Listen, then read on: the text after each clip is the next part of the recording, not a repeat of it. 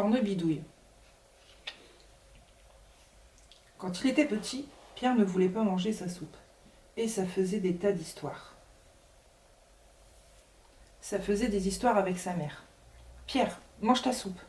Non, je veux pas. Ça faisait des histoires avec sa grand-mère. Pierre, mange ta soupe. Non, je veux pas. Ça faisait des histoires avec son grand-père. Pierre, mange ta soupe. Non, je veux pas. Ça faisait des histoires avec son père. Pierre, mange ta soupe. Non, je veux pas. Mais avec son père, ça faisait des histoires encore pires que le reste de la famille. Tu sais ce qui arrive aux petits garçons qui ne veulent pas manger leur soupe? Non, je sais pas. Eh bien, à minuit, la sorcière Cornebidouille vient les voir dans leur chambre et leur fait tellement peur que le lendemain, non seulement ils mangent leur soupe, mais ils avaient la soupière avec. Je m'en fiche, j'y crois pas aux sorcières. Alors là, en général, Pierre se retrouva au lit, l'estomac vide. Mais une nuit, il se passa quelque chose de bizarre. Oui, de vraiment bizarre. Dans la chambre de Pierre, la porte de l'armoire s'entr'ouvrit avec un grincement terrible. Pierre alluma sa lampe de chevet. Elle était laide, elle ne sentait pas bon, elle avait du poil au menton. Cornebidouille était son nom. Alors, comme ça, petit morveux, on ne veut pas manger sa soupe? Non, je veux pas.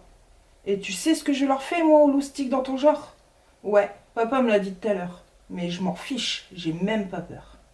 Et puis vous sentez pas bon. Comment? Vous avez un gros bidon. Comment? Et le nez en tire-bouchon. Comment? Cornebidouille était furieuse. Elle a tiré la couverture et l'a mangée. Elle s'est mise à grandir. Sa tête touchait le plafond de la chambre. Et maintenant, moustique à lunettes, est-ce que je te fais peur? Non, mais vous sentez le gruyère. Comment? Et le vœu camembert. Comment? Les chaussettes de mon père. Comment? Cornebidouille est devenue verte de colère. Elle a continué de grandir et elle a crevé le plafond de la chambre. Elle est arrivée jusqu'au toit et a commencé à manger les tuiles. Alors, crotte de fourmi, est-ce que je te fais peur? Non, mais vous avez un gros derrière. Comment? Une langue de vieille vipère. Comment? Le nez plein de vers de terre. Comment? Alors là, Cornebidouille est devenue complètement cramoisie. Elle a continué de grandir. Elle est arrivée jusqu'aux nuages et slop, elle les a mangés comme de la barbe à papa. Et puis elle s'est penchée vers Pierre et a essayé de lui prendre son doudou.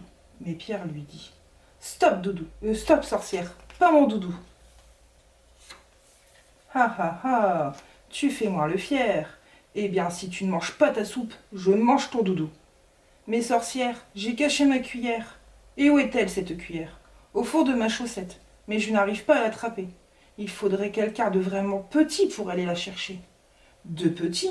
Nom d'un huistiti. D'accord, allons-y.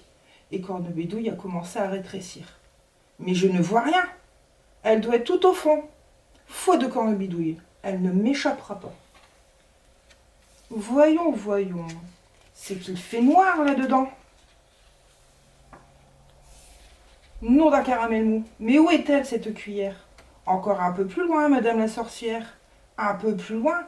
Mais je n'y vois rien. Et puis ça pue là-dedans. Et qu'est-ce que ce tremblement de terre? Juste un petit courant d'air. Bonne nuit, Cornebidouille. Pierre se remit au lit et le lendemain... Pierre, mange ta soupe. Non, je veux pas.